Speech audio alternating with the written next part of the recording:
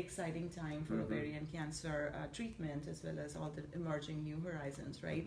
But before we get into the details, can you tell me a little bit about the importance of BRCA testing for ovarian cancer, and how genetic mutation might impact and guide treatment decisions for patients? Yeah, it's a great question, and this comes up a lot. I think that, we've known probably since the 90s about the prognostic implication of knowing whether or not somebody carried a BRCA mutation in their germline. But it's only been actually relatively recently that we've been able to use it as a predictive marker. And so those are, sometimes they sound the same and many people confuse them. But when I say prognostic, it means that, that when we look at a cohort of patients, in a population of patients, the women that whose tumors have or they carry a germline mutation for BRCA tend to have better kind of response to chemotherapy. They have a little bit longer time until the tumor, if it's going to come back, comes back. They seem to also live a little bit longer. And so we've known that, but the acting on it has really been kind of only a recent function because not only do we understand what that means in terms of the gene function at the tumor level, but now we have a number of these new exciting agents that are actually taking advantage of that fact. So there's a prognostic from the standpoint of how well patients do in the long term, but there's also predictive because we know that women whose tumors have this mutation, either because they carried it or it was acquired, that they actually can respond to a whole class of agents that we didn't have before, and so it can predict the response to those new drugs that we call the PARP inhibitors. That is fascinating. That brings me to my next question. So, as we understand the PARP, as you mentioned, that's completely changing the landscape for ovarian cancer treatment. So, we have, and as I understand, we have 3 major PARP inhibitors that are available in the market today. So, as a patient or as a caregiver, what are some of the things I need to know, or our audience would need to know about the safety, the efficacy, and the cost effectiveness of these drugs? And if we were to compare and contrast between these 3 PARPs that are available, how would you do that? And finally, can they both be used for genetic as well as non-genetic mutation? Okay, so that's like about 2 hours worth of talk. So I'm going to condense it. I'm going to speak double fast. No, they're really great questions. So let's just start with the compound. So you're right. There's 3 drugs that are FDA approved right now for 5 indications. So 3 of them are approved. Rucaparib, olaparib, and niraparib are all approved for maintenance, what we call switch maintenance. And then olaparib and rucaparib are also approved for treatment. So those are the 5 indications, 3 drugs. Now there's actually 4 drugs that are in active study now for ovarian cancer, and there's a 5th one that is starting to also look at combinations, other combinations that might be entering into the ovarian market. And that's for the first case with veliparib, which is an ongoing frontline phase 3 trial, which is completed accrual, and we're waiting for results. And then the last one is talazoparib. So those 5 in the United States are the big ones. Overseas, there's actually a number of other PARP inhibitors being developed. So now I think everybody's kind of caught on board that they understand what's going on. And the reason that's driving this excitement is from the data that were acquired from the first 3. Actually, olaparib being the first one that got into the U.S. market was studied in patients who carried a BRCA mutation.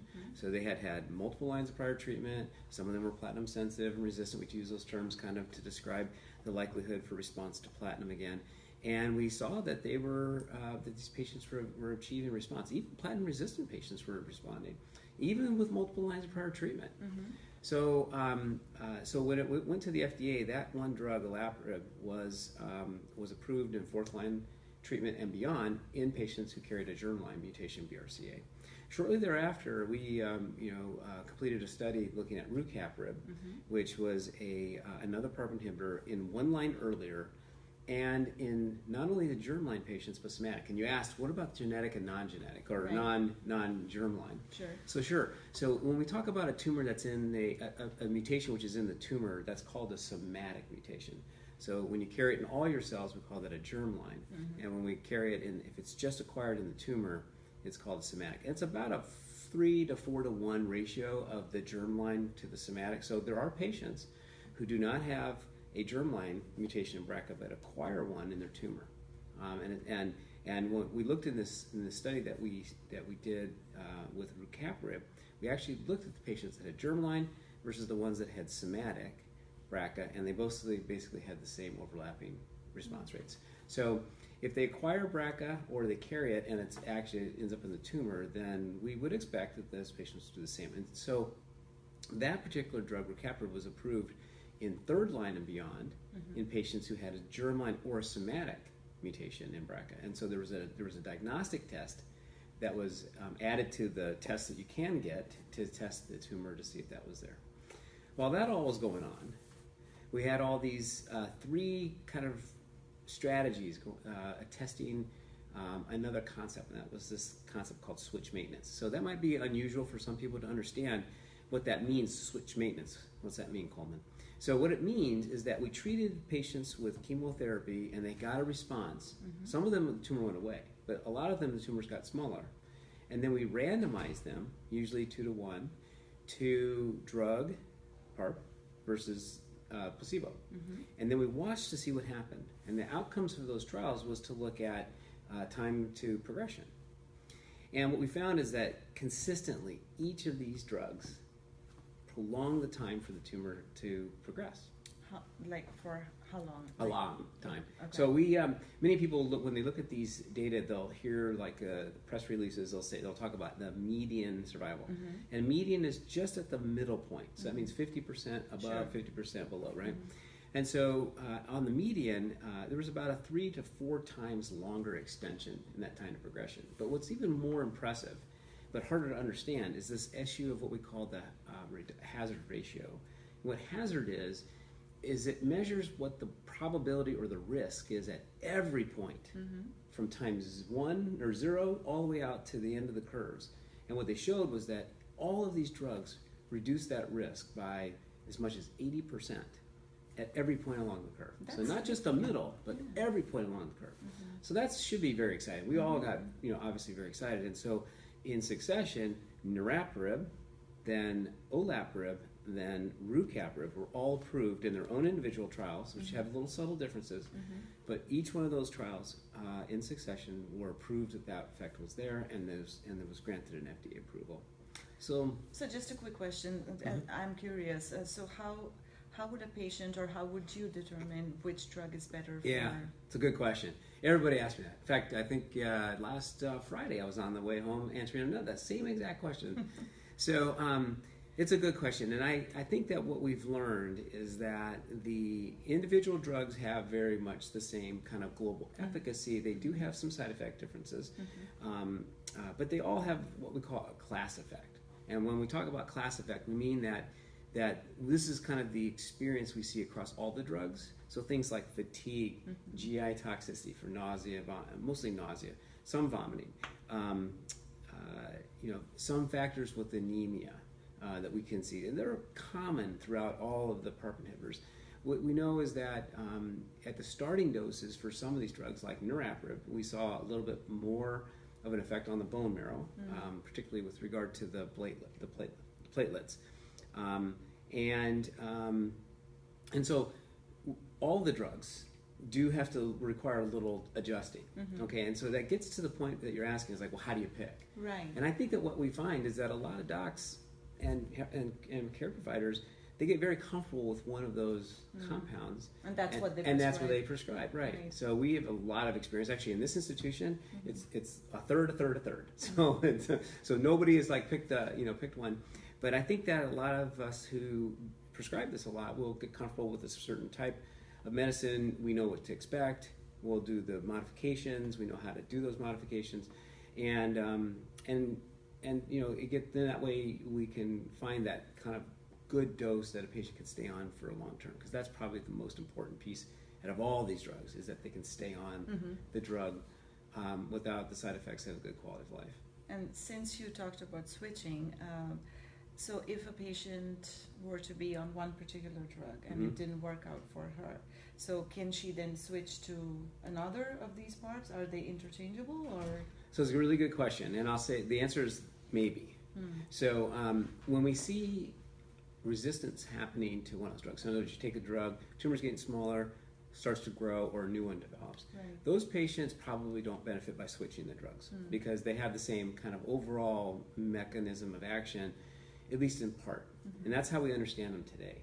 In the future, there may actually be some differences that we might take advantage of that has to do with the mechanisms of action for these drugs.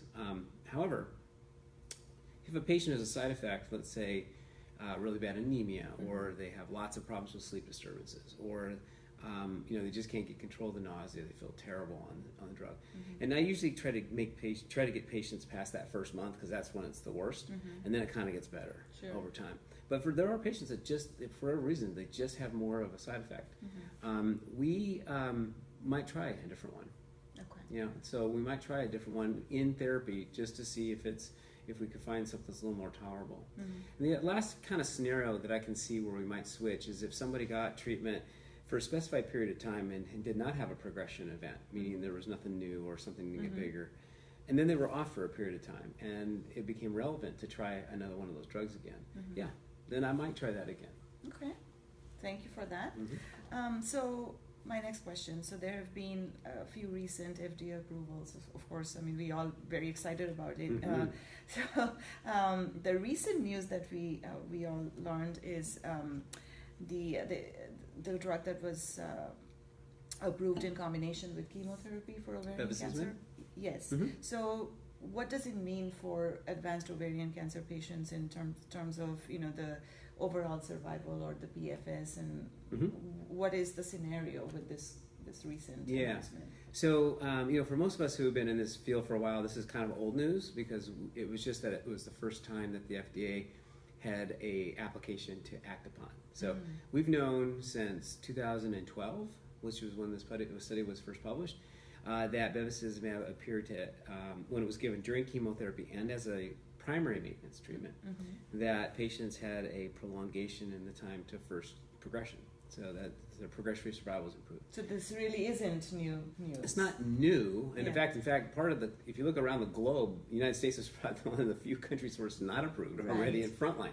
Now, it is already approved in platinum-resistant and platinum-sensitive recurrent ovarian cancer, but this indication is in frontline treatment. So for years, the FDA has been thinking about how they would interpret that data in the frontline setting, and ultimately, because of all the other data, the safety data that's been accumulated over all the years, there was an application that was filed in about 9 months ago, and so it was ultimately just recently approved as a frontline treatment. So you asked a good question, though, implication to our patients. So this is actually something a lot of people still debate, just like we do with peritoneal chemotherapy, which is a whole another one of these. But so when you add a third drug to a chemotherapy regimen, you have to expect that there's going to be more side effects, right? And one of the things that in the GOG 218 trial, which is what was the trial that was reviewed by the FDA, there were 3 arms, but there was really the need for a 4th arm that wasn't done. So it was chemo, and these were all placebo-controlled trials. So it was chemo plus placebo followed by placebo. It was chemo plus bevacizumab followed by placebo. And it was chemo with bevacizumab followed by bevacizumab. But the one that was missing was chemo followed by bevacizumab. Okay, so that, and if you think about it, that would have put us in a situation that would be very helpful to try to understand what should we do, because when we looked at this trial with the 3 arms, there was no difference in those arms during the chemotherapy. So we added bevacizumab to chemotherapy, but we didn't see a benefit during the chemotherapy. What we saw was that when we stopped chemotherapy and we gave maintenance, that the benefits started to emerge from the 2 other arms. And so in terms of benefits, this is just me reading, in terms of the overall survival, it just said that it's an additional 3 months. Is that right? Or? So it's good. I'm glad you brought that up because it's a lot of misconfusion. So when people say that there's a benefit of X months, they're talking about that median that I mentioned before. So when you look at these survival curves, what you see are these curves that go down over time, so that at time 0 everybody's alive, and then at some point way down the line there's fraction that are alive. And what happens between those time point is that events happen, which are like these recurrences. So at the middle point, at the 50% mark, where 50% have died and 50% have not died, or had a progression or not a progression, whatever the event is, that's the 3 month. Okay. So it's a kind of a misrepresentation of what the real effect is, but it's something that a lot of people say, okay, well, where did the kind of the middle of the curve happen? So there was a 3 month difference in that at the 50% mark. So, but at that point, there was about a 40% reduction in the hazard or the risk for progression. So that's significant, right? So we see 3 months, but that's only 1 point in time. So. And that's for progression-free survival. For overall survival, what's happened is that the patients have lived so long that there's all the therapies that can happen in between that kind of erase that effect that we saw early on. And so outside of only one trial, GOG 213, which was a trial we did in the recurrent space, there hasn't been a trial that's shown an increase in overall survival, and it's becoming so hard to do that because patients, fortunately, are living a long time to see the effect, transmitted into a survivorship question. Right. That's great. Thank you for that. And you are literally the god of clinical trials. So, and there are many promising clinical trials that are available for patients now. And so, oftentimes when we host conferences and we talk to patients, there's always questions about clinical trials and this, should I or should I not sign up for clinical trials, and what are the benefits, what are the challenges? So tell us a little bit about why it's important to sign up for clinical trials, and what message would you give to the survivors and even the caregiver community on the importance of signing up on clinical trials, and what options are there for us that we should know? I know, I love that you asked me about my thing I'm most passionate about. It's just such a gift. So, so I have this motto I've used. I stole it from somebody, so it's not mine. But its motto is that research cures cancer. And so if you think about it, we talk about, well, what's the standard of care today for frontline treatment? So paclitaxel carboplatin. Everybody gets it. So how did we get the paclitaxel carboplatin? Well, we did a study, back in 1993 up to 96 when it was published, that tried to replace cyclophosphamide with this new drug called Taxol. At that time. Yes. So this is 32 years ago now? 22 years ago. So in 1996, we published out data, and it showed that it had this progression-free survival advantage. Okay, that became the backbone for everything we've done since that time. Okay, so had we not done that study, we would have not had that drug. At every step of the way, we're asking that same question. So when people say, well, when should I go on a clinical trial? I say, that's the time.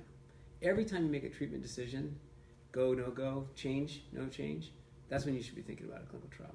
Because you never move the needle unless you ask the question.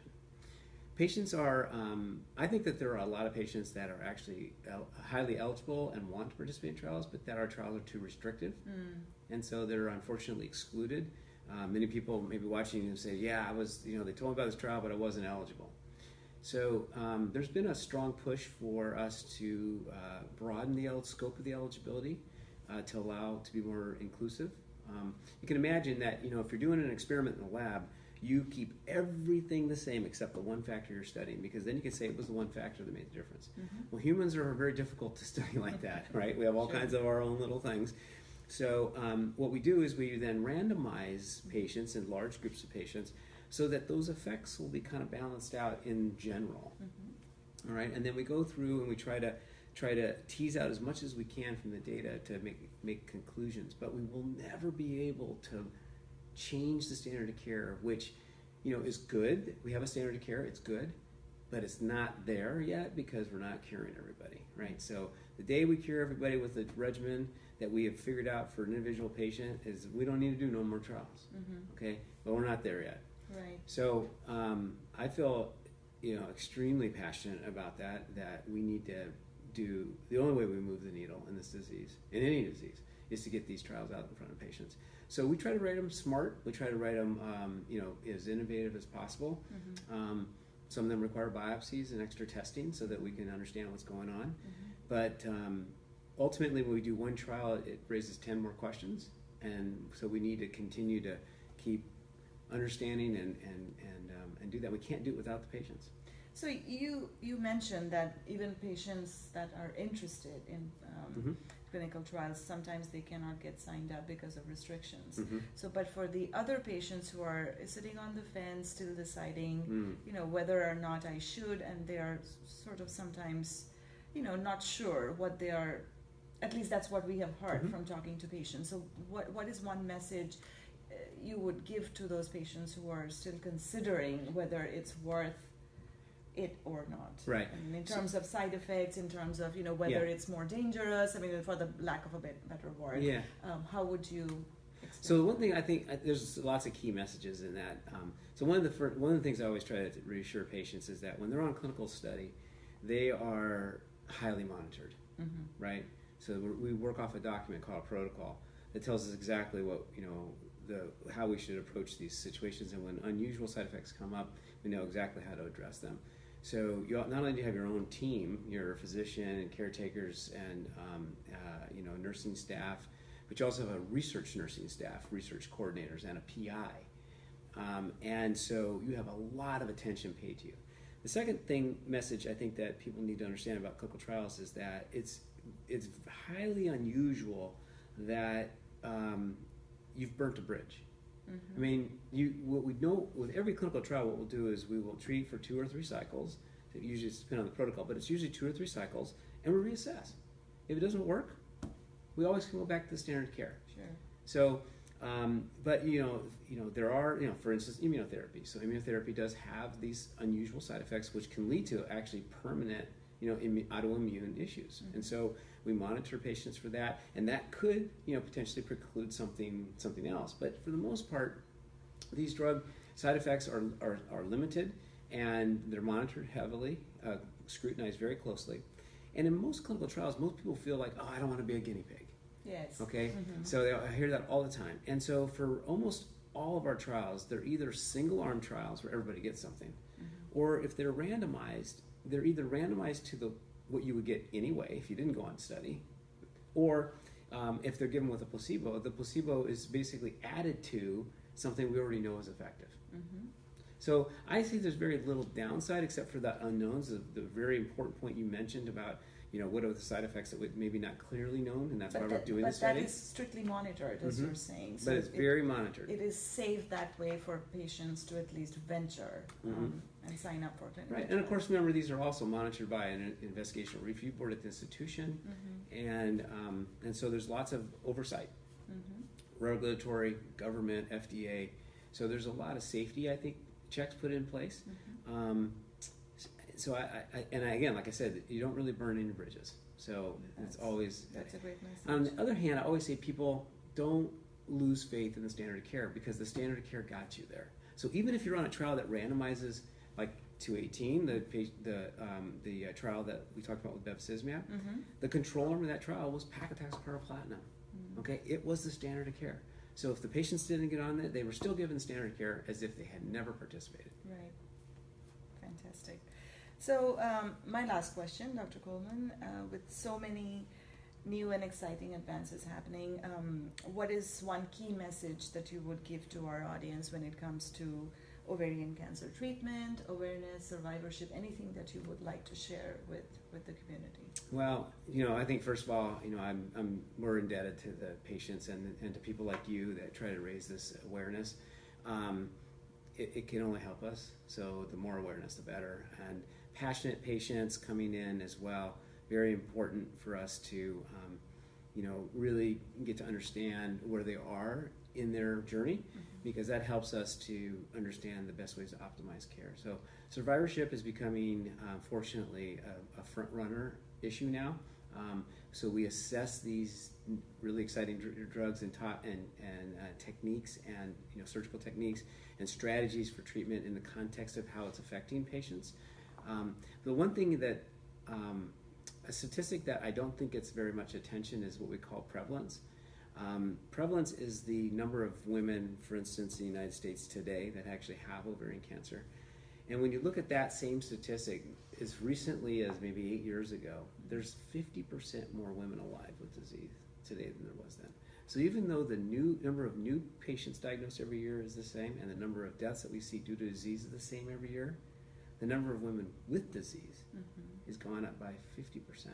So the only way that happens is that we have new therapies that are extending the lives of women, and hopefully extending them with good quality, because that's very important. That's where the survivorship comes in. But it's dramatic. I mean, I know in our recurrence studies now we've doubled in the span of that same time period. The likelihood of a patient living after they're diagnosed with recurrent disease has doubled in 2018. That's fantastic. I mean, it's an unbelievable number. And I think it's underneath the radar because they all look at the new cases and the number of deaths. They say, well, this is, and the number of patients diagnosed with advanced stage disease, always the same. It's in every textbook. But what's missing is what's happening. So all these little trials that we're doing that are extending the time frame but not necessarily curing the patients yet is making them live longer. But it's almost like a chronic disease, right? And that's what it's turning into. Stay with it, but it's manageable at some point. And that's such a key piece. Fabulous. Do we have any questions?